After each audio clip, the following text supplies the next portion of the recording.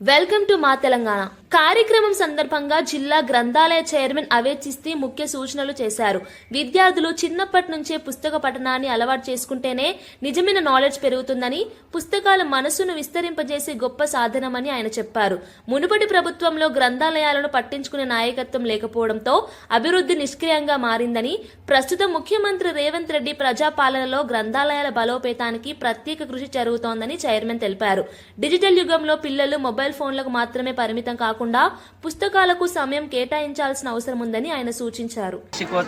వారోత్సవాల సందర్భంగా గౌరవనీయులు పెద్దలు రాష్ట్ర పాలేరు శాసనసభ్యులు బి లైలయ్య గారు, భువనగిరి శాసనసభ్యులు కుంభం అనిల్ కుమార్ రెడ్డి గారు, జిల్లా కలెక్టర్ గారు హనుమంతరావు గారు ఇవాళ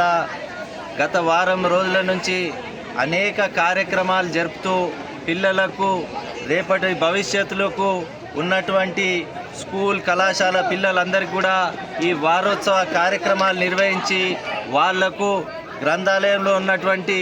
ప్రాధాన్యతతో పాటు అవేర్నెస్తో పాటు చెడు అలవాట్లకు గురి కాకుండా ఇవాళ పుస్తకం అనేది ఒక పర్మనెంట్ నాలెడ్జ్గా ఆర్టిఫిషియల్ ఇంటెలిజెన్స్ ఉన్నప్పటికీ కూడా పుస్తకాలు చదివితేనే నాలెడ్జ్ అనేది పెరుగుతుంది. కాబట్టి ఇవాళ వాటిలో భాగంగా ఇవాళ ముగింపు కార్యక్రమానికి ఎన్నో ఆట పోటీలు పెడుతూ డ్యాన్స్ కాంపిటీషన్లతో పాటు స్పీచ్, ఎస్సే రైటింగ్, ముగ్గుల competition, group dances, speeches, patriotic songs ప్రతి ఒక్క కార్యక్రమాన్ని ఎన్నడూ లేని విధంగా గత 15 సంవత్సరాల నుంచి కూడా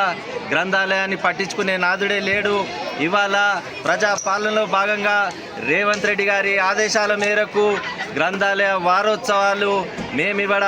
గౌరవ శాసనసభ్యులు అనిల్ కుమార్ రెడ్డి గారు, రాష్ట్ర విప్ బి లైలయ్య గారు, కలెక్టర్ గారు వీళ్ళందరూ కూడా నాకు ఒక ప్రత్యేక ఎంకరేజ్మెంట్ని ఇస్తూ ఇవాళ ఎన్నడూ లేని విధంగా ఈ వారోత్సవాలు జరుపుకోవడం, ఈ వారోత్సవ కార్యక్రమానికి విచ్చేసినటువంటి విద్యార్థులు, పాఠశాల